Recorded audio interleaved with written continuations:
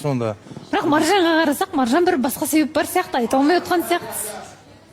Я өткенде екінші кездесуде осы жерге маған сағат әкелген болатын. Бағасы 700 мың теңге тұрады екен ол сағаттың.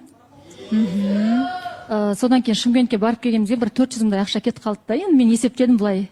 Себебі мысық алып жатырмын дейді, бағасын айтады да маған. Қанша теңге тұрады екен деп ше. Маған вот неприятно, хоть 10 миллион затын алса да, мен оның бағасын білген қаламаймын да. От души, қазір айтып алайын, Ринат мырза. От души берген қалаймын да, айтады да осынша ақшаға алдым деп ше. И содан кейін машинада отқан кезде тоже Алматыға осынша миллионмен келгеннен ақшам қалмады дейді да. И білмеймін, мен өзіме неприятно болып қалды. Енді кешеде кездесуге шыққан кезде бәрі бір жағы бар, тамақтанамыз, бір нәрсе әпереді, ақшасы кетіп қалады ғой. Сен ойлап қаламын да, ойлап қойдым да содан. Сонда мен ақшамен сатып аламын деп, ойлап жүрма деп.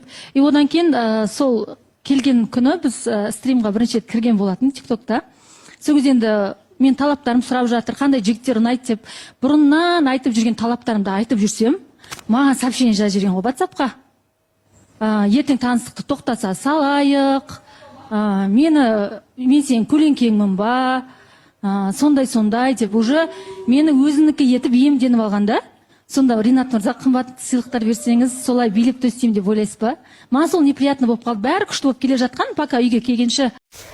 В общем, мен деген сіздерге алдында айтқан едім ғой, психологпен сөйлескен болатын, консультация барған болатын деп, енді сонымен бүгін бірінші сабағын өттік видеозвонокпен. Соның өзінде біраз нәрсе түсіндім десем болады. И қазір сразу сол состояние шығып кетпей тұрып, бірден сториске шығып алайын дедім.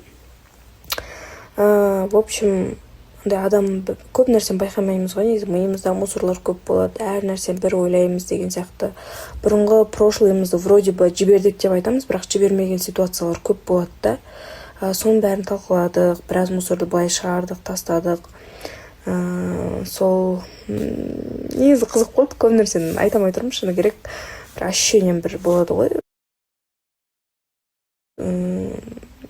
Біраз нәрсені жіберіп, ішін босап, жеңіліп қаласың ғой. Тура сондай состояние болып тұр менде. Сол қазір ссылкасын қалдырып кетсем, маған қатты ұнады. Неге мен вообще андай нелерді комментарийді бәрі кемпір, қартайып кеткенсің, старая деп білесің ба?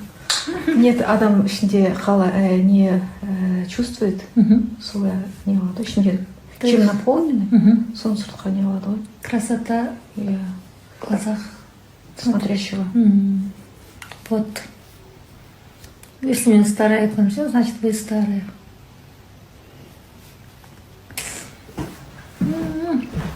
Идеальная вообще айтыңызшы, где никаких минусов. Вот. Бағасы миллион болған күннің өзінде де айтпау керек. Маған ұнамайды, когда ер адам мынанша тұрады, біліп жүр деген құсатып, намектап айтқан. Міндетіне ме ешқандай подарка бермей қойсын. Ешкімнің подаркасына зәру емеспін. Енді сыйлық алғанды кім жек көреді? Бермесе де мен жібермешпін. Бір емес ол жерде